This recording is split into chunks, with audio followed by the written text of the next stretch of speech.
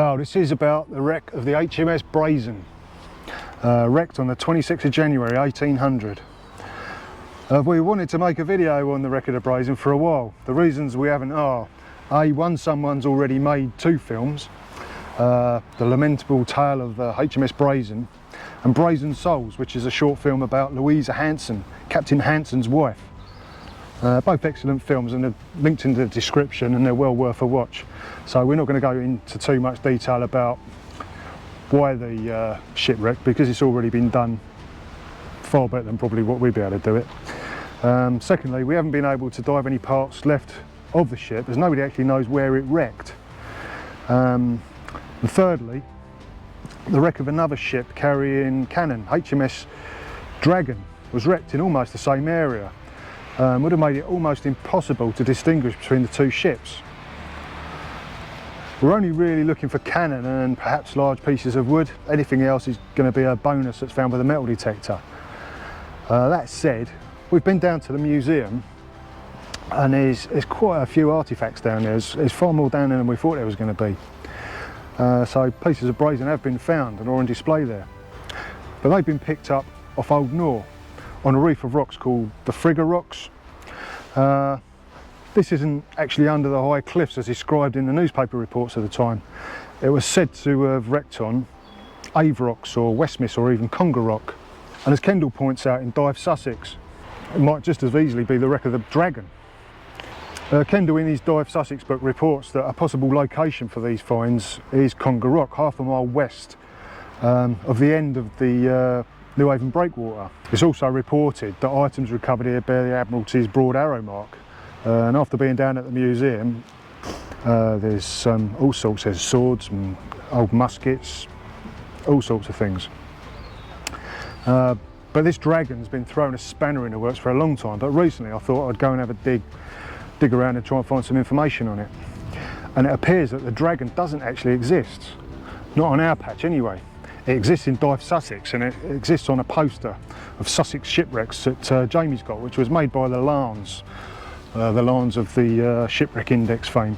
So with that out of the way, we're only left with really only the Brazen, leaving various artefacts scattered about on the seabed.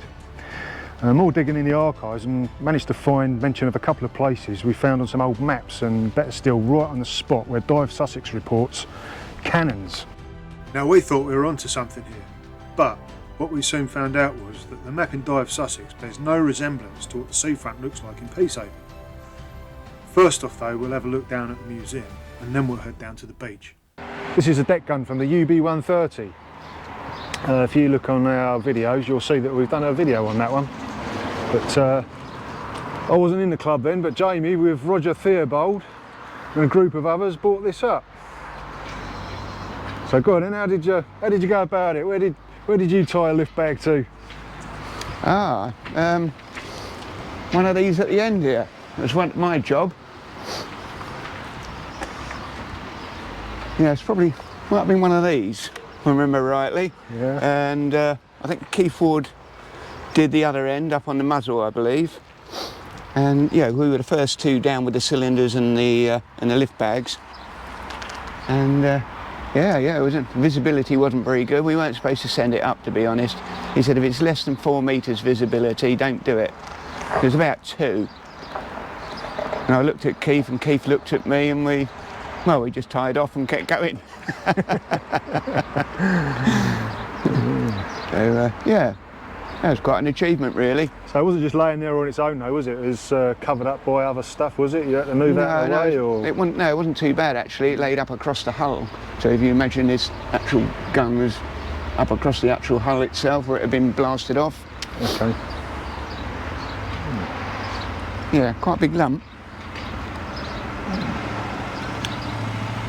Yeah. Well, let's go in this museum, see what artefacts they got from the Brazen, shall we? Yeah, that's a good idea. These are the artefacts recovered from the Brazen. There's a cliff top rescue crane there. Parts of muskets.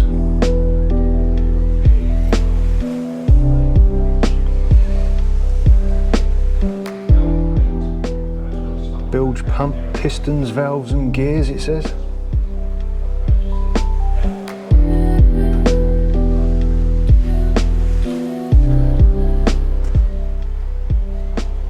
picking this up. Musket balls, brown Bess ramrods it says. Buttons.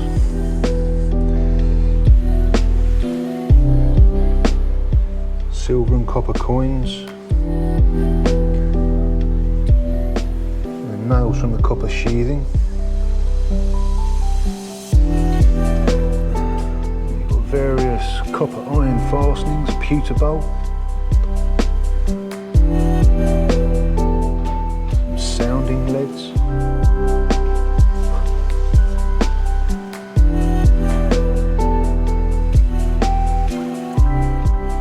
Shoes there, nice little pocket watch.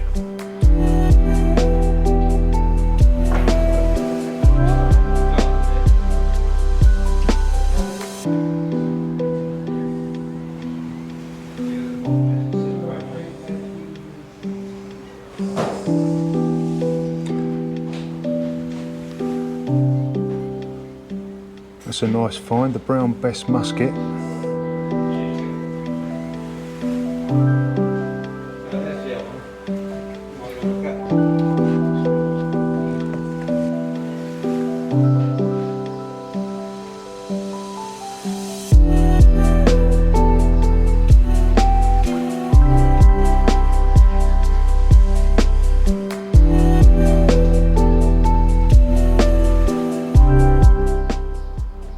This sword blade was recovered from the site of the founded HMS Brazen.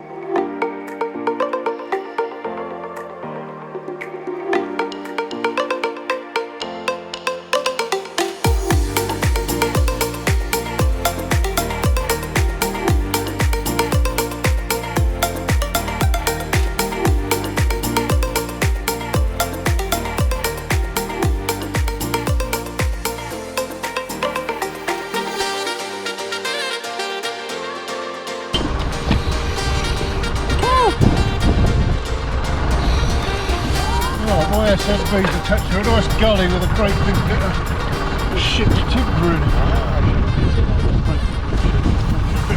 It's all very silver.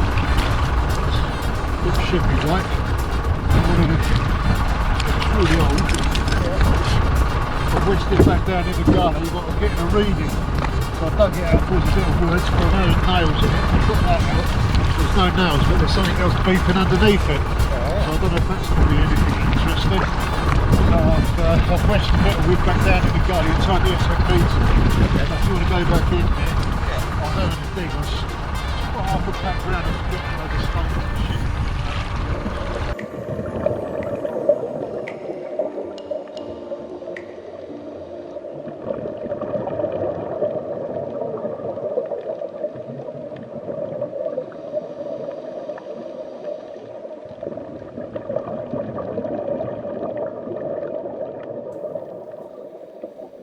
We've been contacted by Dan Pascoe, Housewife's favourite, diving archaeologist and TV presenter. They wanted to put us in contact with Catherine Pearce, an author with a PhD in maritime history from Greenwich Maritime Institute, amongst other titles, and she was also interested in finding out about the wreck, and he thought we could help each other out.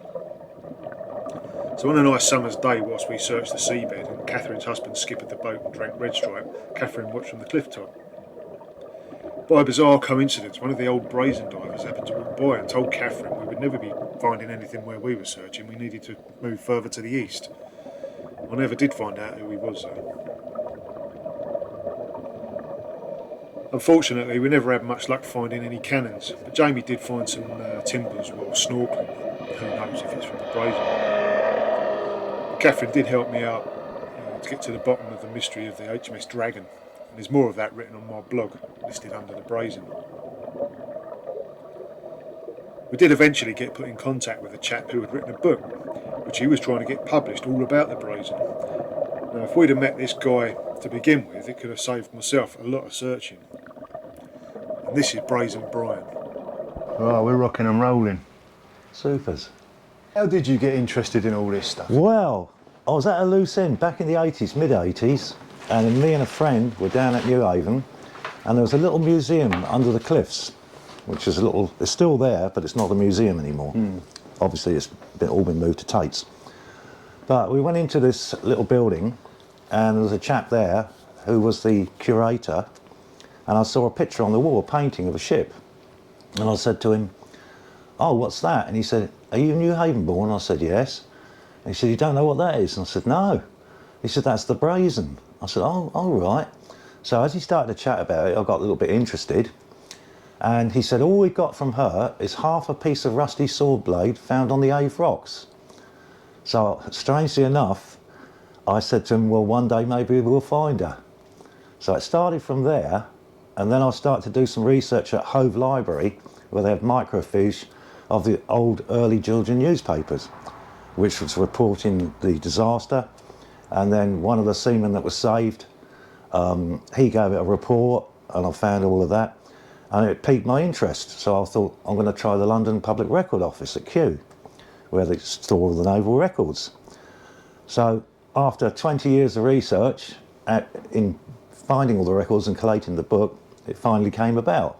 However, while I was at the Public Record Office, I was finding material directly linked to the captain, James Hanson, all his letters. Then I started looking further afield for other material, and I found a huge amount. And basically what happened was, as I collated this material, I passed some of it to Peter Bailey. So it started to move outwards. So the Argus did a report on it at the time. Various different factions were interested. And I kept collating, kept going up there. And one day I started to think to myself, well, where is the Brazen? So when I went to the church at New Haven, at Church Hill, there's a huge obelisk which commemorates the disaster, and it's just 2 miles to the westward of this place. So then I took a metal detector, because I was rather into that, and I was under the cliffs at Peacehaven, and one chap was down here. He came up to me and said, "Oh, what are you looking for?" I said, "Well, I believe the Brazen went down here." He said, "Oh, you're interested in that, are you?" I said, "Yes, very. I'm collating a book." Anyway, he said, "I've got someone that might like to talk to you." And he took my name and address and telephone number.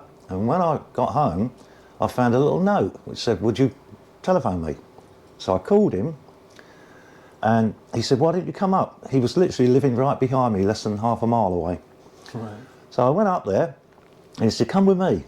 And we went into a large room, and it was full of items from the Brazen that they recovered over 12 years of diving. He told me how it came about. He said, we knew she was around that area. So I was on holiday at the time, but my 2 colleagues were in the boat, the Iris, out at Bright Marina. We were using a proton magnetometer towed behind the boat to locate the guns.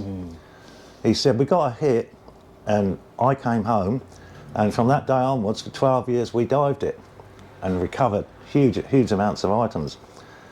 There is underwater footage that the chief diver, Kevin Gillespie, showed me, which actually shows the diver going underwater. It's only in 15 feet of water at low tide, mean low tide, and he was filming it, and you could see the guns down there, huge timbers and lots of concretion. And when he actually gets back to the vessel, he points the camera towards the cliffs. And you can see, when you look to the westward, 3 grinds back is dead in line with where our position is. Right. So that all came about. I'll continue researching. Eventually Kevin used to come to London with me to help retrieve the records. We found the salvage records of her. I found out there'd been 2 auctions in New Haven, which were at the bottom of the town, because there was a warehouse there owned by William Brown, Mr. William Brown. The captain at Brighton, which actually came to the cliff tops to try and rescue the crew, actually stated in his main letter at the time to the Admiralty, she is on shore under a high cliff in a heavy gale with rain. There are 1 or 2 yet alive upon the wreck, but I'm presuming all the rest are certainly drowned, and that we require shells to bury the men, which I take are either sheets where they wrap them or coffins. It moved on some considerable amount, and I was finding huge amounts of material. Where the auction was, the guy that actually owned the warehouse, William Brown, Captain Sproul asked him to go out to the Brazen and recover whatever he could. And he recovered an anchor, loads of rope, bow ropes, all sorts of miscellaneous things. But the ship's grate was too heavy for him, he couldn't shift it, which is the cargo hold area, which is on top. Yeah. He couldn't shift that. But they did hold 2 large auctions at New Haven, at the bottom of the New Haven town, and I presume most of the mariners bought the items at that time. The guy that actually survived the disaster, there was a cliff crane at New Haven which was put there in 1786 for the sole purpose of rescuing people that were trapped under the cliffs. And at the time of the disaster, excuse me, they took that cliff crane up on top of the cliff, and 2 sea fencibles volunteered to go down in it on a precipice at that time of about 300 feet high, which was quite brave considering they were in a gale force wind with really bad weather. When they arrived at the bottom of the cliff, they saw a man in the water, and he was trying to stumble out of the water, obviously exhausted, but a huge amount of canvas sail went over him, dragged him back out to sea, so he perished. Literally 105 men were dashed against the cliffs because the sea was breaking 50 feet up the face of the cliff. It was such a terrible storm. It was believed to have been one of the worst storms that Sussex has ever seen. One guy floating on shore, he was clinging to a carronade gunslide. His name was Jeremiah Hill. He'd just come back from the West Indies on the Carrisford frigate when he was passed over to the Brazen. He couldn't swim. He was the only one that couldn't swim, which probably saved his life because he clung to something. He washed in and he was badly bruised, and he was taken to New Haven, and he actually told Captain Sproul that he hadn't been paid for 5 years while he was on the Carrisford. And eventually Captain Sproul wrote a letter to the paymaster and said, I wish to inquire into the truth of it. Anyway, he came back and he said, that's quite correct, he hasn't been paid for 5 years owing to an error in the pay book for the numbers. But the sad thing was for this man was that he was told that he can claim his money on joining any king's ship in any port where a commissioner resides. So it meant after seeing all of his colleagues dying in the water and dashed against the cliffs, a lot of them recovered in a terrible state, he'd seen all that, and now he was being forced to go back on board a vessel to get his money. And the rumour has it that he actually went mad because of this terrible thing that he'd seen. There's been quite a lot of activity in the past about the Brazen, but no one's actually written a book about it. But when I was doing the research, my plan wasn't to actually have it published, but just to write it as something to commemorate that terrible disaster, and as thoroughly as I could, using original documents, because everything becomes the truth when you've got the original documents. In 1803, a chap called Parry wrote a book about occurrences through the years that had occurred, and he wrote that 2 guns had been recovered fully loaded by a Brighton fishing boat, and they were believed to have come off the Dragon. Now, I did a lot of research in this particular area. There was no Dragon down here. In fact, the Dragon was a large ship. I think it was a frigate. But when you're reading Georgian documents that are written by hand, dragon could easily be translated from brazen, because they were both very similar. But there's no doubt about it, the two carronade guns that were found were definitely probably from the stern end of the vessel, because it was said at the time during the disaster that when she hit the rocks, she split in two. A small piece of her side washed past the east pier at Newhaven, and the bows remained out there on the rocks for quite a few years because they're held there by the weight of the guns. The stern posts with two of the guns washed up under the cliffs, but when you bear in mind now that there's been a huge amount of erosion with the cliffs, 200 feet has gone since 1800. So that therefore you can see that the cliffs extended a long way out and probably did go up to about 300 feet in height. So basically, it's nice to be able to recover this information because it's the biggest disaster that ever hit Sussex, and a huge amount of people dying in that terrible sea that night. It would have been freezing cold, it had been snowing, it was a bit of southwesterly wind. In fact, when she was the original ship, she was actually captured in 1798 by Captain Keats on the Boudicca. He was the brother of the poet Keats, and he captured the vessel that what became the Brazen. At that time she was called La Invincible Bonaparte.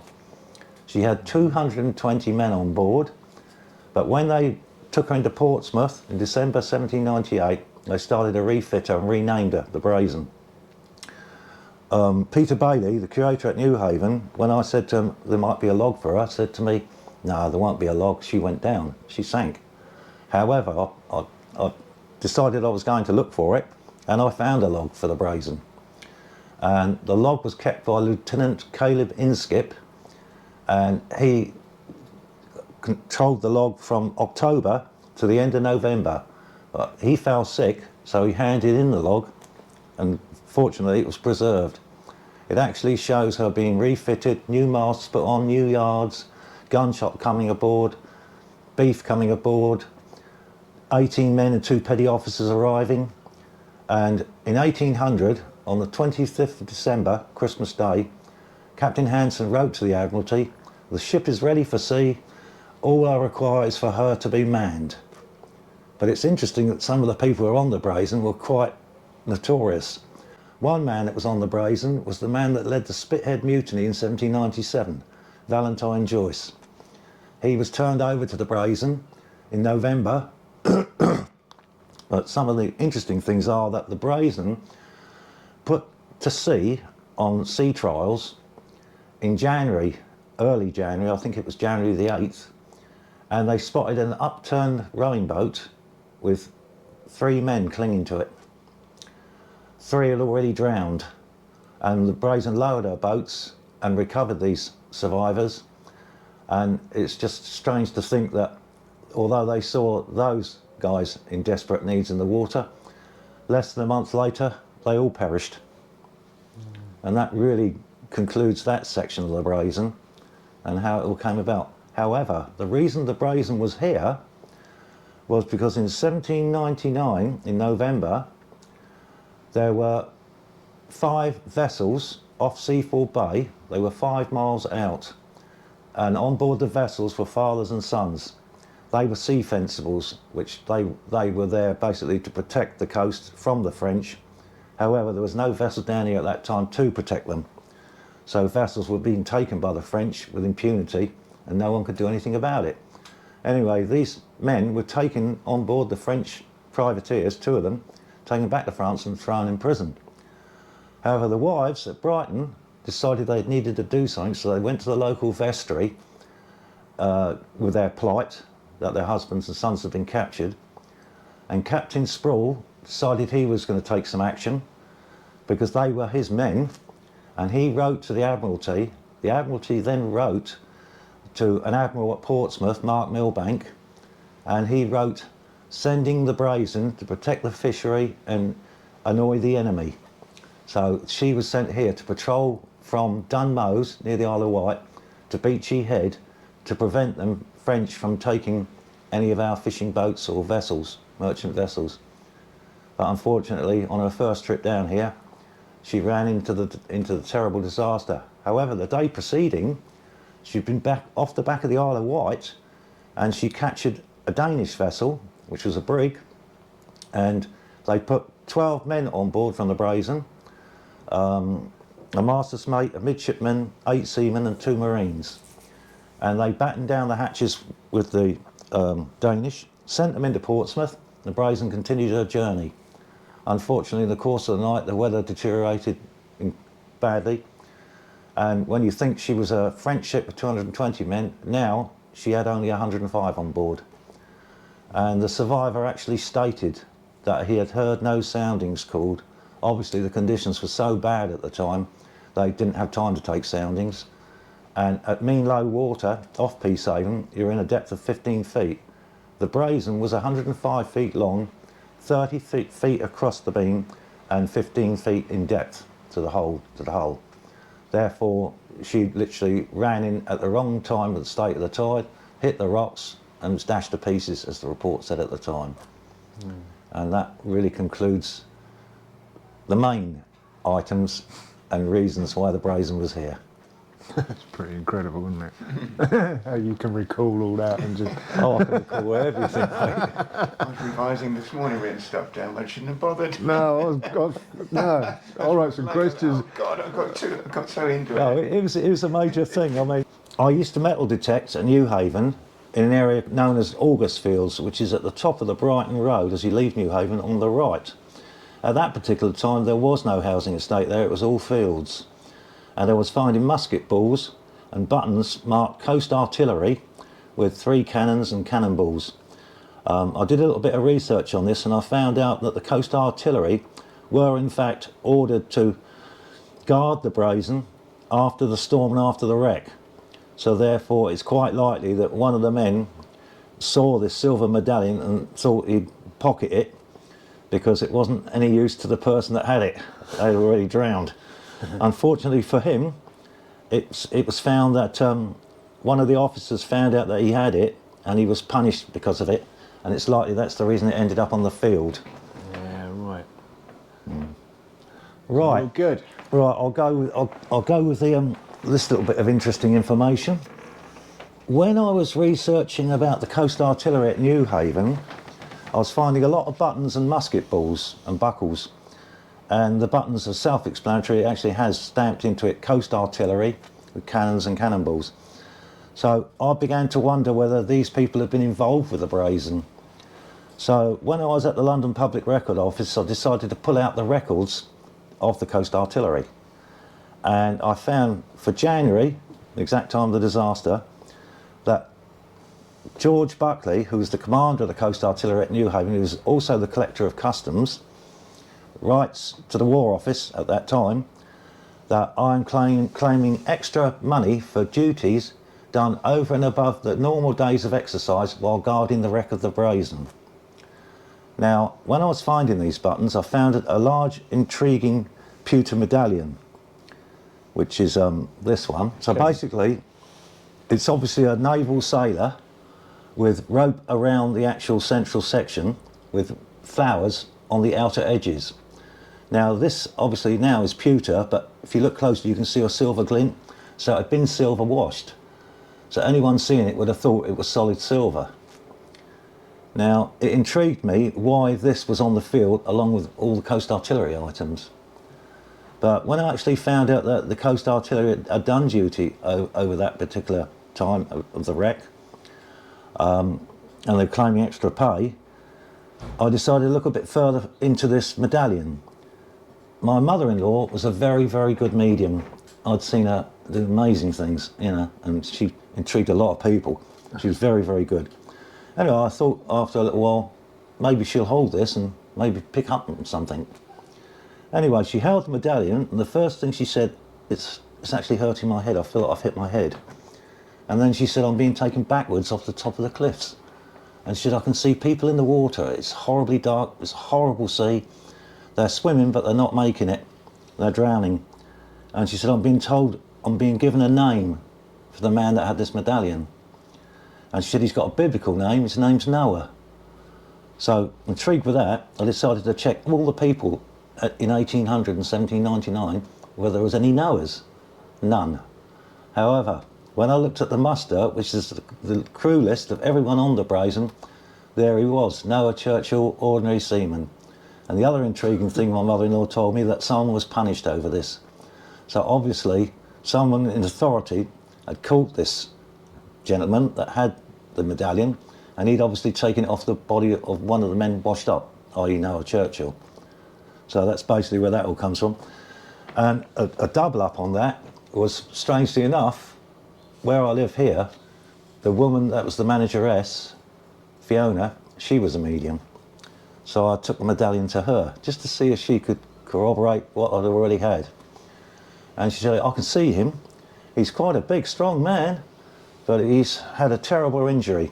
She said, a large, sharp piece of wood has fallen from above. It's gone right through the back of his neck into his chest, which would corroborate with someone that was on the Brazen, because during a huge wreck like that, there would be timber breaking and falling all around. So there's a double up on the information for accuracy as to the story on this. So basically, another particular interesting thing was an elderly woman came to me. She was sent to me by the museum because she was trying to find a gentleman who was an ancestor of hers named Moses Martin. And she said, I've got his watch. He bought this with the money that he got from burying the Brazen crew. He bought it at Lewis. It's like a frying pan. It's a huge silver watch. And she told me she tried very, very hard to try and find anything about him, could find nothing. So when I had the records to do with the Coast Artillery, there he was, one of the Coast Artillerymen, Moses Martin. And I also found out he had a house in New Haven, valued at 10 shillings, which I suppose at that time was rather a lot of money, but not quite how it is today. You won't buy a house for 10 shillings. But yeah, so it's intriguing when you start finding all these things, and people seem to come out of the cupboards and approach you with all different facts and figures, and then you start delving into them and start helping people and finding their ancestors. And also it's interesting to note that the Brazen was a very fast vessel, high turn of speed, very slimly cut, but unfortunately, because of the disaster, they weren't aware of the depth they were in, and it ploughed into the rocks. The survivor actually said, when she hit the rocks, that I rushed up the steps onto the deck with my jacket and trousers in my hand, and he'd thrown them away because it was such a terrible state, and they were desperately trying to cut the ropes to let the masts go overboard. But before they could do that, as they struggled, she tipped on her side and broke in two. In fact, before she broke in two, one man actually tied himself to the mainmast, and he was breathing between the waves until 3 p.m. when he slumped down dead from exhaustion. It was an actual fact. All these reports come from original documents, handwritten Georgian, so I know for a fact they will be the truth and are the truth, and that's the only way to follow this story, because obviously there's a lot of hearsay, people invent things, they get their facts and figures wrong, so it's so nice to have complete accuracy when you're delving into a subject like this of quite some importance for this area, considering it was the worst disaster in Sussex in history, with 105 men lost. Yeah, the Manor Farm was, Meeching Manor Farm was literally where you've got the kebab house now in South Road. You go down a little slope, and on your right there's a huge block of flats. That was where the Manor Farm was at that time. It's long gone. But when you actually look at the burial records of the Brazen, it states, which I'll read it, buried in the manor ground 19 and at different places 3, a total 74. The manor ground was where Moses Martin worked, so he obviously worked there. Whoever owned the farm gave permission probably to Captain Sproul to bury them, because before 1812 a sailor could be buried anywhere. the situation changed after 1812. They had to be buried in church ground. But at that time they could be buried anywhere. So there's 19 of them buried down there because they didn't have the room for them in the cemetery. Right. Yeah. But then you've got details of the auction. Here's the 2 auctions they had at New Haven. All the stores and materials at present saved from the wreck of His Majesty's ship Brazen. Then it lists all the items, including even the surgeon's medicine chest, which they found at that time as well. So there was 2 large auctions. One was on Monday the 24th of February 1800, and the other one was the 23rd of June 1800. So here we have one of the coast artillerymen, and that's exactly what they look like at New Haven. And these were the men that guarded the Brazen. Yeah. And were also involved in several other incidents at New Haven with French ships, which they put to sea in rowing boats and actually captured. In rowing boats? Yeah, in rowing boats with muskets. Really? Yeah. Little French weren't up to much, yeah? Yeah. And it's interesting to note that when you look at the coast artillerymen at New Haven, a lot of the names are localised, like Tomset. Oh, yeah. Tomset's trucks. Yeah, yeah. there's over 100 men at New Haven. That's all of them there. So you've got the commander, then the lieutenant, then the ensign, and the sergeants on permanent pay, not on permanent pay, and then all the drummers and privates at New Haven, which all go through those 2 lists.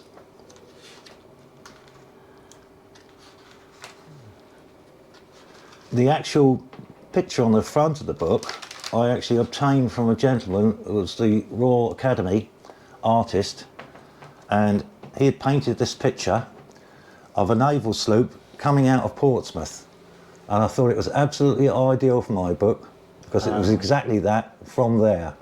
And I got in touch with him, and he said he was more than happy to let me use the image because it was the only image I could find which would corroborate with the Brazen and how it would have looked. Do you want to tell us about some of your, I know you've already run through it with us, but... Yeah, sure. Yeah, run through some of your bits and pieces that you've got collected. Yeah. These items I was given by the main diver who actually found the Brazen.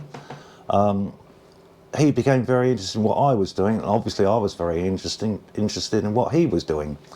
So he could see that I had a love for the story of the Brazen, so he presented me with a few items recovered from her. This particular piece is a copper riveted strap. It has 3 Admiralty marks on it, which today are known as the Broad Arrow. In their day they were called the crow's foot because they looked like a crow's foot, and there's 3 on this particular piece.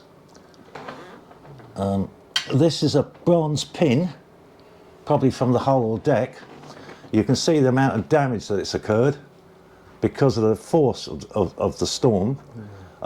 This particular piece here is very thin because I presume that this particular lower part was in the sand.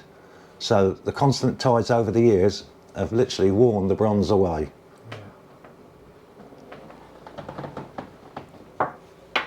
This piece is known as copper munce metal. The idea of it is to stop shipworm from eating into the timbers, and that came from the side of the Brazen, along with an original nail still embedded in it. At the time, that particular metal, when Captain Sproul was salvaging the Brazen, he wrote to the Admiralty and told them that they'd recovered a lot of bolts, copper bolts, lots of sheets of copper, and the Admiralty wrote back and said, do not sell any of it because it could be a future situation for embezzlement. Because if you put that on the side of your vessel with Admiralty arrow marks on it, you could turn around and say, oh, we're customs, and you could be up to no good. But he wrote back and he said, no, he said, there are no arrow marks on it, I presume it's French copper. Yeah. So this particular piece is actually a firing flint from the mechanism that fired the carronade guns, which were 24-pounders, quite large pieces. They were called the Devil Smasher because they were devastating at short range, and they could penetrate with that cannonball at least a foot of oak. So that's a particular piece and was probably on one of the carronades, because you can see the rusty marks on the flint. Yeah, yeah. This rather worn coin is a cartwheel penny that was found on the Brazen. Yeah. We'll get some close-up of those later. I'll take some photos. Yeah, you're welcome. Yeah. Yeah. So it's quite worn. Obviously, it's been eroded. There are several musket balls and pistol balls which were recovered. So you can see the variety of sizes there.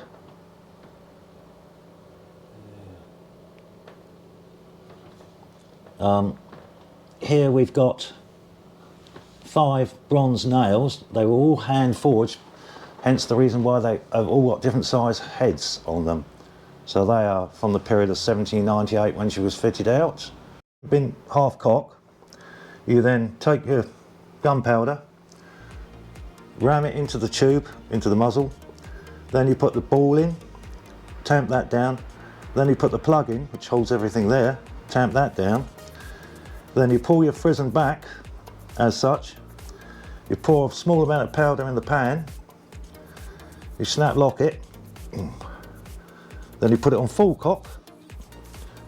Now you're ready to present and fire. I won't fire it because it'll damage the flint and I'd cry. Yeah. So how long would that take an expert, you know? No time at all, really. Yeah. I used to fire at Bisley. I fired the Brown Bess Colt 5-shot revolver, 1790 wall gun, which is twice the size of a Brown Bess, cannon, 4-foot long cannon. We got banned at Bisley because he didn't put a coin in the back of it. He put the ball in, gunpowder, stuffed it with grass, and he said, fire an hole. Fired this thing, it kicked up, it went up over the range into the housing estate. This is to the crew of the HMS Brazen. Yeah. Cheers, lads. Yeah. Cheers. Cheers. One for each of the crew, I reckon. How many were there? 104. Well, we better get started then, hadn't we? Choke a wrap for the Brazen. Cheers, boys.